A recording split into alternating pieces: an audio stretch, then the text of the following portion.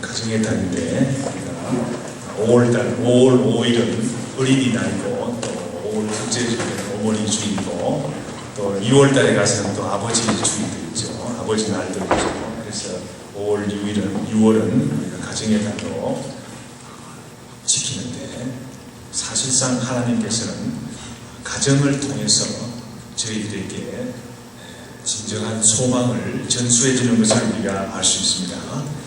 요사이 새벽 기도 본문 말씀 역대상인데 역대상 1장에서부터 9장까지는 그냥 족보만 나와 있어요. 아무 그냥 말씀 없고 누가 누구를 낳고 누가 누구를 낳고 1장에서 장장 9장까지 계속해서 족보만 나오는데 그것은 무엇을 말합니까? 하나님께서 믿음을 전수해 주시되 그 가정을 통해서 아브라함으로부터 이삭, 야곱 그 12지파 이렇게 해서 신앙이 전수되는 것을 볼 수 있죠. 또 그런데 한편 또 가정이 무너지면 소망이 무너지는 거예요. 소망이 무너지고 그래서 가정의 경제적인 어려움이라든지 가정의 어려움이 닥치는 것 같으면 온 가정이 자살도 하고 여러 가지 어려움 가정이 풍지박산이 되는 그런 경우도 있죠. 그러나 우리가 하나 꼭 우리가 어려울 때 우리가 붙잡아야 되는 것은 무너진 가정이라도 아무리 어려운 환경에 있다 손치더라도 무너진 가정이라도 우리가 다시 겸손하고 하나님 앞에 간구할 때 하나님께서 가정을 다시 또 세울 수 있다는 그러면 우리의 소망이 다시 세워지는 거예요. 사실 룻기의 말씀이 어떤 말씀입니까? 무너진 가정이 다시 세워져 가는 그런 얘기가 바로 룻기의 말씀이 아니겠습니까? 우리 가정은 소망이 없어 이런 사람들이 많아요. 사실 이렇고 저렇고 우리 가정은 소망이 없다고 한탄하는 그런 사람들이 많아요. 한탄하기보다는 룻기에 나오는 말씀과 같이 우리가 하나님의 은혜를 바라고 하나님의 긍휼을 바라고 다시 가정이 세워지는 그런 귀한 축복이 우리 모든 성도님들의 가정에 넘치기를 간절히 축원합니다. 룻기에 나오는 나오미의 가정도 사실은 소망이 없었어요.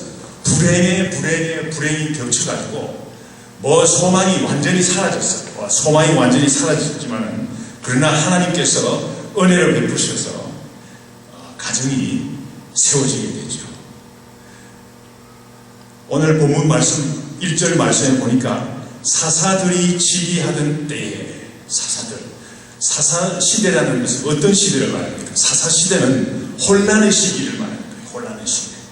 올바른 영적인 지도자가 없어서 혼란의 시기를 말하는 거예요. 삼손도 있고 기드온도 있고 그 지도자들이 있지 않았습니까? 그 지도자들이 없어가지고 어려울 때 하나님께 간구하니까 그 기드온이 나타나고 삼손이 나타나고 그런데 그 지도자들도 또한 문제들이 많았어요. 어쨌든 사사시대를 우리가 회고해 볼 때 사사시대는 혼란의 시대라고 할 수가 있어요. 올바른 영적인 지도자가 없는 그런 시대를 말하는 거예요.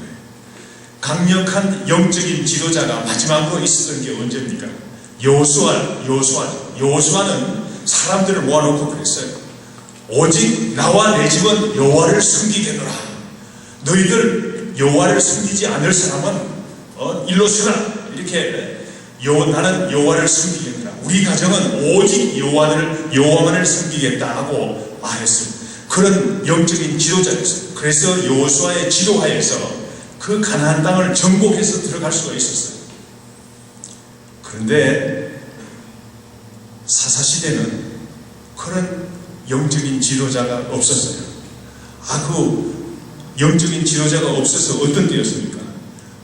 사실 사사시대를 한마디로 딱 정의를 할 수 있어요. 한 구절만 볼 수 있는데 룻기 바로 전이 어디입니까? 사사기죠. 사사기 마지막 장 마지막 절 우리 한번 읽어보겠습니다. 사사기 21장 25절 고전 페이지로 돌리는 것 같으면 사사기 그 결론을 이야기하고 있어요. 사사시대가 어떠했다 하는 그 결론을 이야기하고 있어요. 사사기 21장 25절 말씀 우리 다 같이 한 목소리로 한번 읽어보겠습니다. 그때에 이스라엘에 왕이 없으므로 사람이 각기 자기의 소견에 오른 대로 행하였다. 그렇습니다. 이스라엘에 왕이 없었다는 말은 지도자가 없었다는 말이에요. 지도자가 없었으므로 사람이 각각 그 소견에 오른 대로 행했다. 오늘날에도 이런 영적인 혼란 상태가 나타나고 있죠. 뭐 다 각자 오른 대로 행하는 거예요. 오른 대로. 우리 신앙인들도 흔히 시대를 타요. 말세다 그러면서 신앙이 믿음이 부족함을 블레임하고 룻기가 쓰여진 시대가 바로 이런 혼란의 시대였어요. 그런데 이 룻기서를 통해서 그 혼란의 시대 가운데서 우리가 이 시대를 한탄하지 말고 이 시대에 그 블레임하지 말고 우리가 룻기에 나오는 아름다운 이야기와 같이 무너졌던 가정을 다시 세워가는 그런 아름다운 가정이 되기를 바랍니다. 사사시대가 언제 끝납니까? 사사시대가 마지막 사사가 누군가 하면 사무엘이에요. 사무엘 선지자인데 사무엘 선지자가 나타나서 사울 왕을 기름 붓고 다윗 왕을 기름 붓고 그렇게 되죠. 사울이 아직 어릴 때에 사사시대에 또 한 면을 보여주고 있는데 사무엘상 3장 1절 말씀에 보니 사무엘이 아직 어릴 때입니다. 사무엘상 3장 1절 말씀에 보면 이렇게 나와 있습니다. 아이 사무엘이 3장 1절 말씀 한번 찾아보겠습니다. 룻기 다음이 사무엘상이죠. 그러니까 몇 페이지만 넘기면 나오죠. 사무엘상 3장 1절 말씀 제가 읽겠습니다. 사무엘상 3장 1절 말씀 아이 사무엘이 엘리 앞에서 여호와를 섬길 때에는 이때는 사사시대를 이야기합니다. 사사시대는 여호와의 말씀이 희귀하여 이상이 흔히 보이지 않았더라 그랬어요. 하나님의 말씀이 희귀했다는 것은 하나님의 말씀을 쫓는 사람도 희귀하고 하나님의 말씀을 듣는 사람도 희귀했다는 것을. 그래서 이상이 흔히 보이지 않았더라. 하나님의 계시가 흔히 보이지 않았더라는 말씀입니다. 사사시대는 이런 영적으로 어두운 그런 시대였어요. 그런 시대에 일어난 이야기예요. 그러나 룻기는 아름다운 이야기죠. 하나님의 은혜로 다시 회복이 되는 아름다운 이야기죠. 룻기로 다시 돌아가겠습니다. 룻기 1장 1절 말씀에 보면 사사들이 치리하던 그때에 그 땅에 흉년이 드니라. 흉년이 들었다고 했어요. 어려움이 밀어닥치다 그랬어요. 영적으로 혼란한 시대는 어려움들이 많은 거예요. 사사시대에 흉년이 많았죠. 흉년이 많았지만은 그러나 사사기 6장 1절에서부터 6절 말씀에 보면 그 구체적인 그 흉년의 이야기가 나와요. 흉년의 이야기가 나오는데 사사기 6장 1절부터 6절 말씀 다 읽지는 않겠지만은 그 6장 1절 말씀에 보면 사사기 6장 1절 말씀에 보면 이스라엘 자손이 또 여호와의 목전에 악을 행하였으므로 이스라엘 백성들이 하나님 앞에 악을 행했다 그랬어요. 그러니까 하나님께서 7년 동안 그들을 미디안의 손에 넘겨주시니 7년 동안 미디안의 손에 넘어갔어요. 그래서 어떻게 됐습니까? 4절 말씀에 보니까 이 미디안 군사들이 이스라엘 땅에 들어와서 진을 치고 가사에 이르도록, 가사라는 말은 이스라엘 사람들이 사는 서쪽이죠. 그러니까 온 나라를 다 그냥 점령했다는 그런 말이에요. 가사에 이르도록 토지 소산을 멸하여 이스라엘 가운데 먹을 것을 남겨두지 아니하며 양이나 소나 나귀도 남기지 아니하니. 무슨 말입니까? 흉년이 들도록 다 그냥 온 나라를 쑥대밭으로 만든 거예요. 그러니까 어떻게 되었습니까? 6절 말씀해 보니까 이스라엘이 미디안으로 말미암아 궁핍함이 심한지라 그랬어요. 흉년이 들었다는 거예요. 그 기간이 얼마요? 7년이었어요. 그러니까 오늘 본문에 있는 말씀과 비슷하게 맞아떨어지는 그런 것을 우리가 알 수 있어요.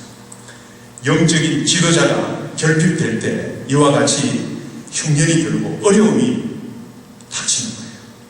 그래서 룻기 1장 2절 말씀에 보면 그때에 어떤 사람이 있었는데 어떤 사람이 아내와 두 아들을 데리고 유대 나라에서 너무나 살기가 어려워요. 흉년이 들어가지고 먹을 것이 없고 이래서 두 아들을 데우고 모압으로 거류하였는데, 거류라는 말은 일시적으로 어려움을 피하기 위해서 가서 잠시 살기 위해서 가는 거예요. 이민은 우리가 살기 위해서 오죠. 그런데 이 사람은 아내와 두 아들을 데리고 모압으로 거류하였다고 그랬습니다. 일시적으로 잠시 거기 살기 위해서 갔어요. 그런데 이 룻기의 이야기가 그냥 동화같이 들리지 않고 확실하고도 구체적인 삶을 이야기하기 위해서 2절 말씀에 보면 그 사람의 인적 상황이 자세하게 나와 있어요. 인적 상황이 자세하게 나와 있는데 그 가정을 이끌고 간 그 호주가 누군가 하면 엘리멜렉이라는 사람이었어요.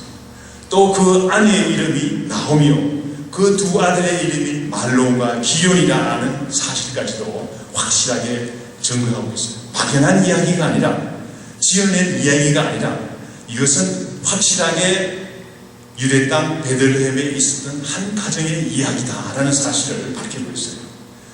유다 땅 베들레헴, 에브라 지방, 이 말은 무슨 말인가 하면 베들레헴이 두 곳이 있어요. 저 이스라엘 북쪽에도 베들레헴이 있고 또 유다 땅에도 베들레헴이 있죠. 그러니까 저 위에 있는 베들레헴이 아니라 유다 땅에 있는 베들레헴이다. 에브라 지방이라는 말은 베들레헴 가운데서도 또 에브라 지방이었다라는 사실을 구체적으로 밝히고 있어요. 우리가 로스앤젤레스에 살고 있다 그렇죠. 그렇지만 그 중에서도 로스앤젤레스 중에서도 글렌데일, 라크레센타 이렇게 분명하게 더 이렇게 나눌 수 있지 않습니까? 그와 마찬가지로 유대 땅 베들레헴 에브라 지방에 있었던 한 가정의 이야기라는 거예요. 그런데 이 가정이 모압 지방으로 어려움을 피해서 흉년을 피해서 갔는데 이 가정이 얼마나 큰 어려움을 당한지 알 수가 없어요. 오늘 본문 말씀에 3절에서부터 5절 말씀에 보면 이 나오미의 가정이, 무너진 나오미의 가정에 대해서 자세하게 기술하고 있어요. 웬일입니까? 모압 땅에 가서 그 남의 나라 땅에 가서 사는 것도 어려운데 남편이 죽었어요. 남편이 죽었다는 사실은 요사에는 여성들도 직장에 가서 일도 하고 그래서 잘 이렇게 여성들도 잘 이렇게 일을 하고 그러지만 고대 사회에서는 남편이 없으면 살기가 참 어려워요. 고대 사회가 아니더라도 저희 가정의 이야기만 하더라도 저희 어머니가 말이죠. 제 어머니를 자꾸 이야기해서 미안합니다만 실감나는 이야기가 그거밖에 없으니까요. 저희 어머니가 과부가 된 지 그 3남매를 데리고 과부가 된 게 29살에 그렇게 됐어요. 제가 가만히 따져보면 29살에 과부가 되었어요. 그러니까 주위에서 말이죠. 애들 키워도 소용없어. 시집가라고. 옛날에 듣던 어릴 때 듣던 그런 이야기들이 많이 기억이 나요. 고대 사회는 수천 년 전에는 50년 전, 60년 전보다 더 어려웠어요. 고대 사회에서는 남편 없이 살기가 쉽지 않았어요.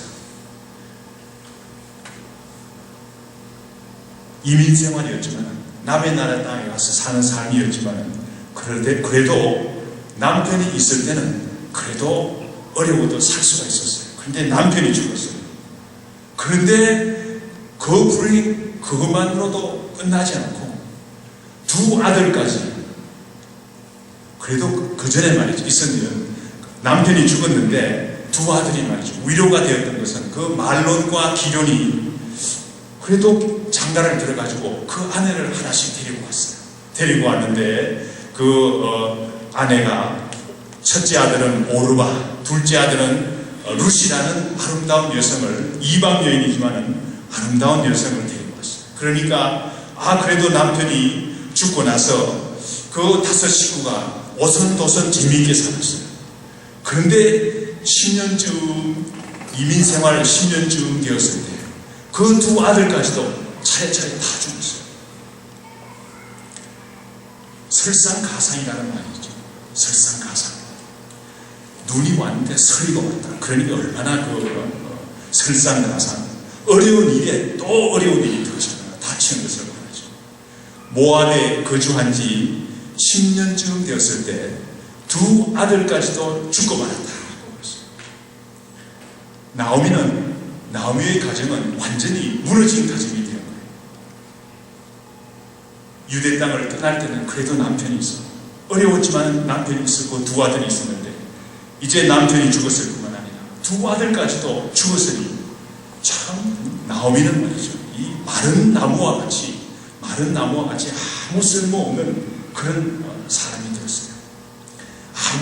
아무도 위로해 줄 사람이 없어요. 사실 그 2 젊은 자부가 있었지만 그 젊은 2 자부는 자기 아들 때문에 왔는 사람이지 사실 돌아가면 남인 거예요. 그런 내용을 잘 아는 나오미로서는 정말 한심하지 않았어요. 얼마나 절망이 심했겠습니까? 10년 만에 이민 온 지 10년 만에 나오미는 소망이 없는 완전히 무너진 가정에 남은 사람이 되었어요. 그런데 우리가 꼭 알아야 되는 것은 이런 가운데 하나님께서는 이런 상황에서 우리가 룻기서에서 우리가 알 수 있는 것은 무엇입니까? 하나님께서는 이런 상황에서라도 무너진 가정이라도 하나님께서는 다시 세울 수 있다는 그런 귀한 신앙을 우리가 가져야 되겠습니다.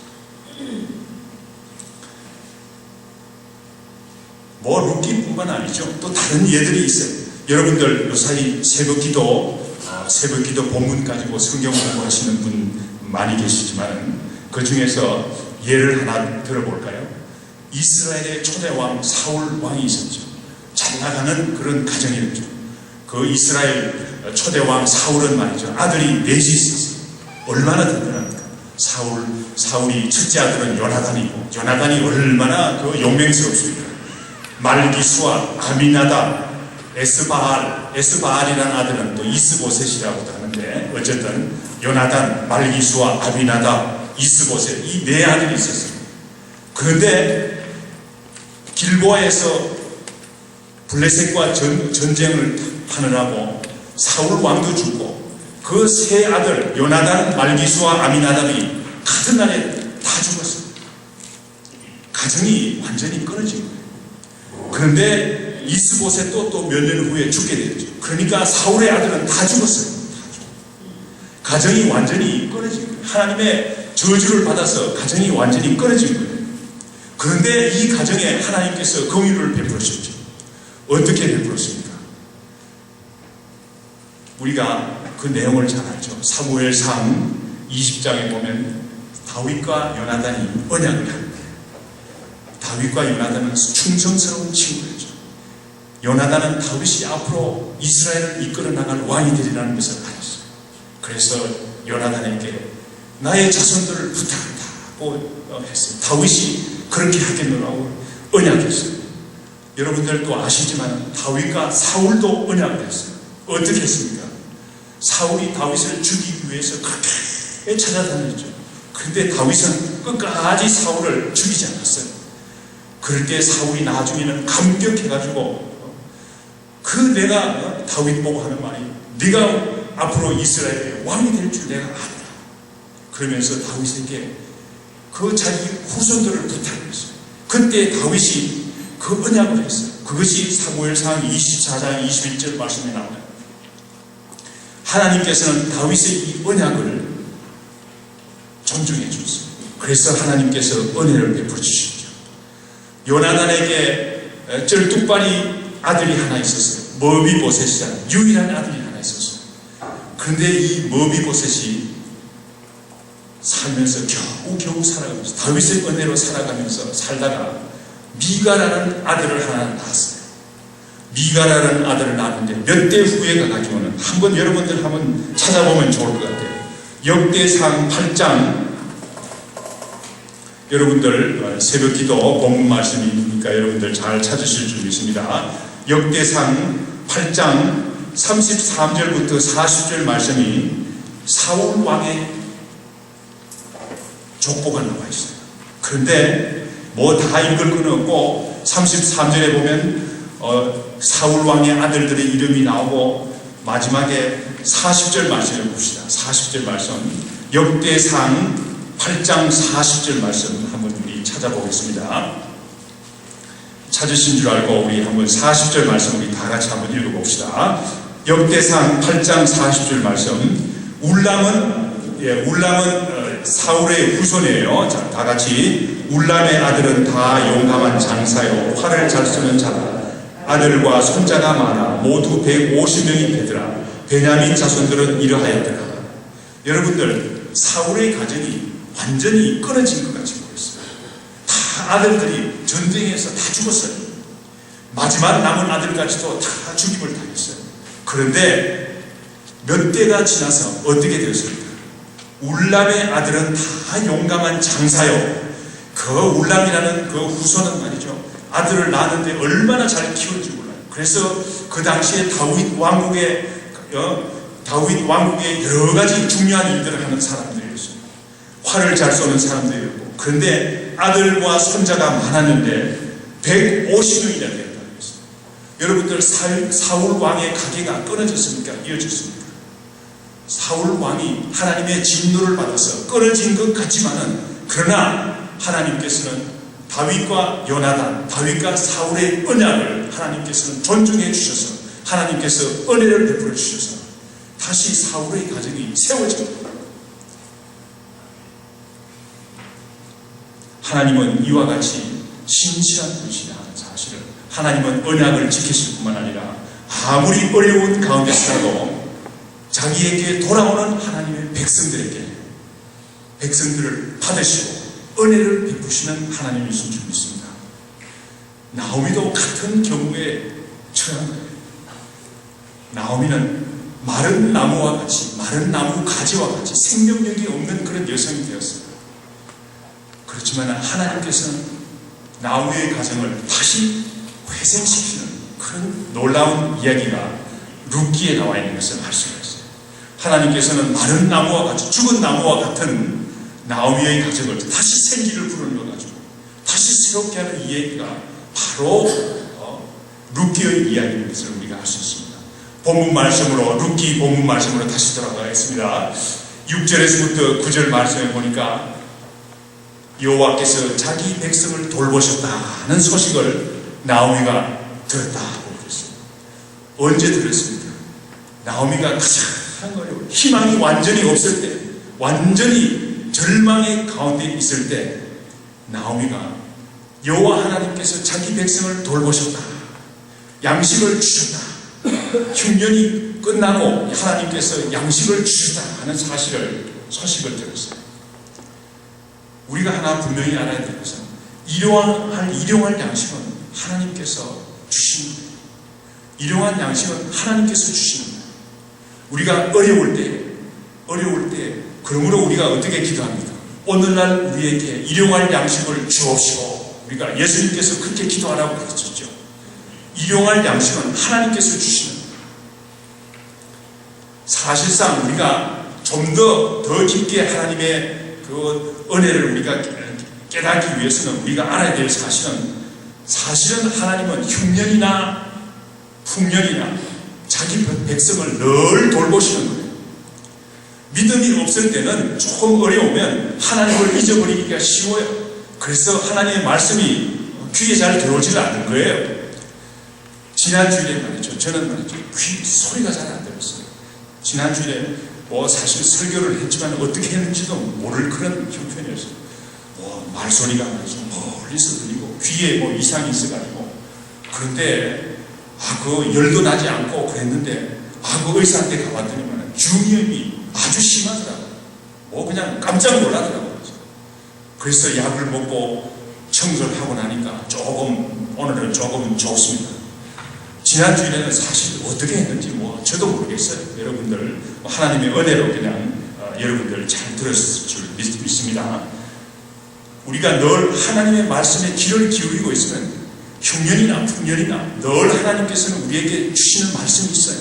그런데 사실 나오미의 가정은 좀 어려움이 있다고 어려움이 있을 때 하나님의 말씀을 듣지를 못했어요. 하나님께서 일용할 양식을 주신다는 사실을 잘 몰랐어요. 그래서 모압 지방으로 이사를 간 거예요. 이민을 간 거예요.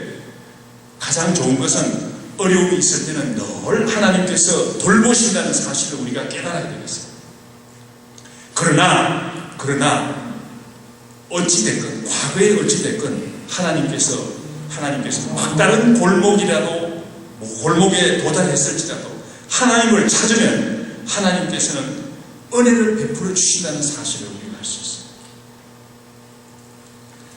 나오미에게 10년 전에도 하나님께서는 하나님 돌보시는 하나님이었죠. 그렇지만 나오미는 그때는 몰랐어요.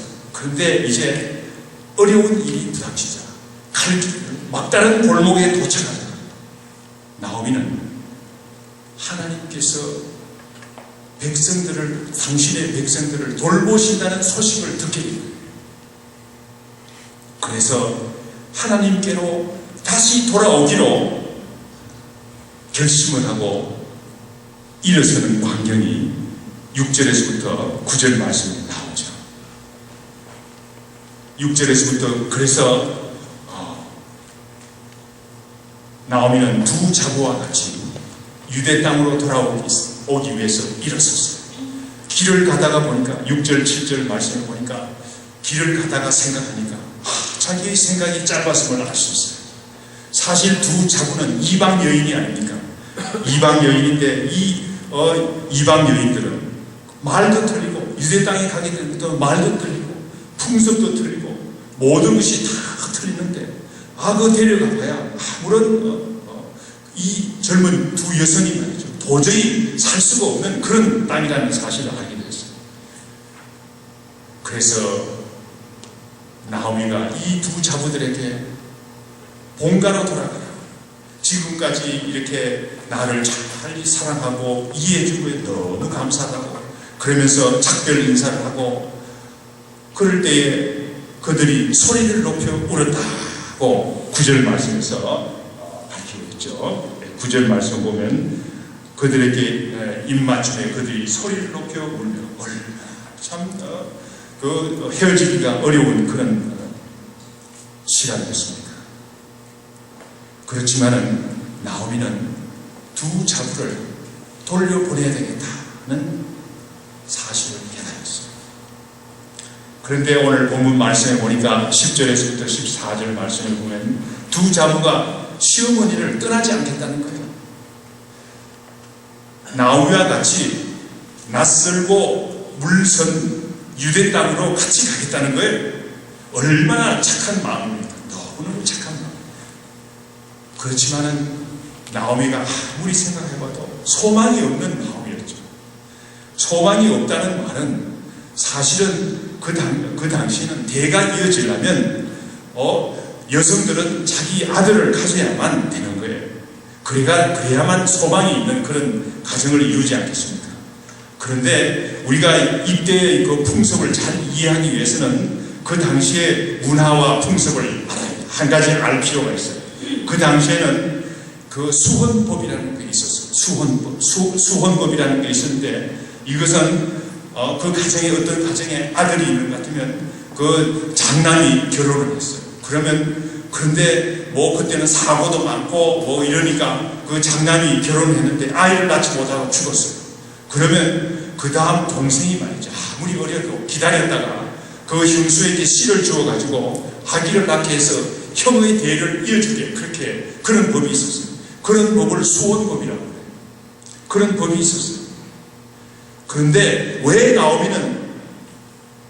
나오미는 소망이 없습니다. 이제 나오미는 더 이상 아들이 없어요. 두 아들이 있었는데 두 아들이 다 죽었어요. 다 죽었으니까 이젠 아들이 없어요. 설상가상 나오미가 다시 결혼을 해서 시집을 간다고 하더라도 언제까지 이 아들을 낳을 때까지 기다리겠느냐.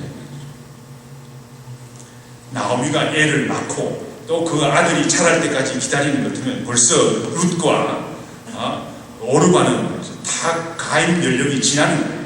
그래서 소망이 없는 거예요. 전혀 소망이 없는 거예요. 그래서 소망이 없기 때문에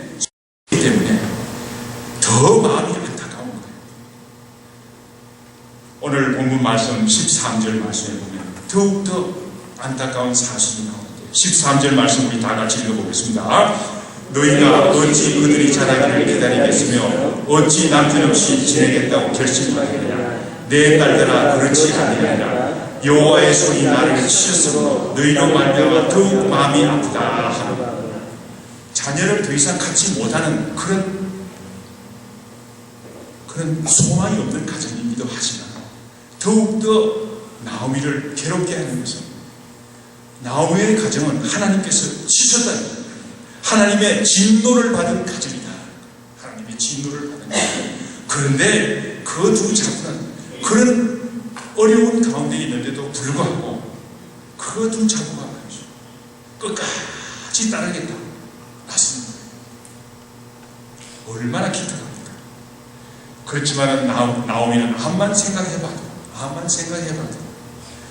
자기에게는 소망이 없다는 사실을 알았기 때문에 설득하고 그러니까 그 큰 자부 오르바는 그 설득에 넘어갔어요. 그래서 굿바이 하고는 키스하고 떠났다 하고 있어요. 14절 말씀이 그렇게 나오죠. 그들이 소리를 높여 다시 울더니 오르바는 그의 시어머니에게 입맞추되. 그런데 룻은 어떻게 되었습니까? 룻은 나오미를 붙잡았더라 그랬어요. 그래도 붙잡았다는 거예요. 이 붙잡다는 말은 순수한 우리말이에요. 우리 귀한 말인데 여러분들 이 말은 좀 잘 아시는 게 좋을 것 같아요. 이 붙잡다는 말은 제가 우리나라 표준 국어 대사전에 찾아보니까 이렇게 나와 있어요. 존경하거나 섬겨 따르다. 존경하거나 섬겨 따르는 것을 붙잡다는 것을 붙잡다라고 말합니다. 우리 얼마나 귀한 말, 순수한 우리말이에요. 국어의 국어, 한자말도 아니고 존경하거나 섬겨 따르는 것을 말합니다. 붙잡다. 세상 사람들은 말이죠. 어떤 사람을 붙잡습니까? 세상 사람들은 소망이 보일 때 붙잡습니다. 세상 사람들은 자기에게 유익이 될 듯 하면 붙잡는 거예요. 그런데 룻은 어떻습니까? 룻은 소망이 전혀 없는데도 하나님의 진노를 받아서 완전히 망가진 나오미를 붙잡는 거예요. 우리 믿는 사람들, 세상 사람들은 소망이 보일 때, 세상 사람들은 이익이 될 때 붙잡지만은 우리 믿는 사람은 그럴 수 없죠. 우리 믿는 사람은 하나님의 은혜를 체험하기 위해서 오늘 제가 룻기서를 다 이야기할 필요가 없죠. 여러분들 다 아는 이야기입니다. 룻은 이와 같이 소망이 보이지 않는 가운데서 시어머니를 붙잡았어요. 이유가 있고 유익이 될 듯 하기 때문에 붙잡은 것이 아니라, 소망이 있기 때문에 붙잡은 것이 아니라 전혀 소망이 없는 나오미를 하나님께서 하나님의 진노를 받아서 하나님께서 치신 그 시어머니를 붙잡습니다. 하나님께서는 룻의 이러한 충성을 보시고 또 이 사실은 우리가 또 어떻게 알 수 있습니까? 그 다음에 가는 것은 이 룻이 말이죠.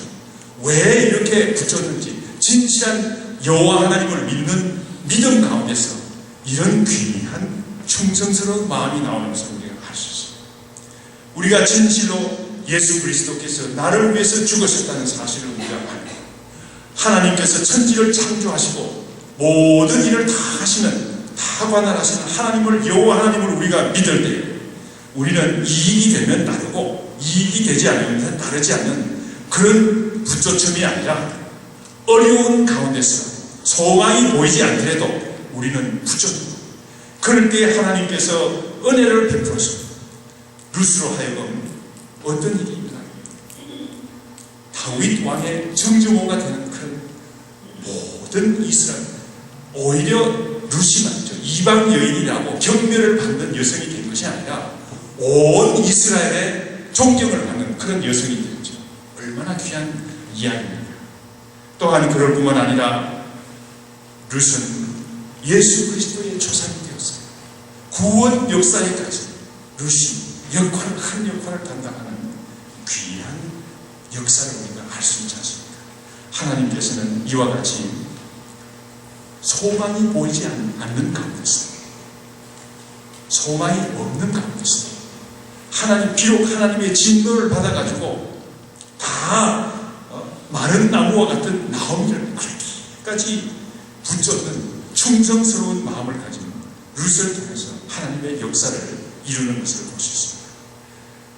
많은 세상 사람들은 그렇지 못해요. 달면 삼키고 쓰면 뱉고 하는 그런 말이죠. 그렇지만 우리 예수 믿는 사람들은, 하나님을 믿는 사람들은 그럴 수 없죠.